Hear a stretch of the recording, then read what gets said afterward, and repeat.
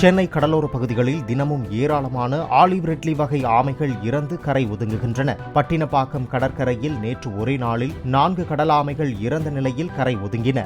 ஆண்டுதோறும் நவம்பர் முதல் பிப்ரவரி மாதம் வரை ஆமைகளின் இனப்பெருக்க காலமாகும். கடற்கரைக்கு வந்து குழி தோண்டி முட்டைகளை இட்டுவிட்டு கடலுக்கு திரும்புகின்றன. இவ்வாறு செல்லும் ஆமைகள் படகுகளில் மோதியும் வலைகளில் சிக்கியும் உயிரிழப்பதாக கூறப்படுகிறது.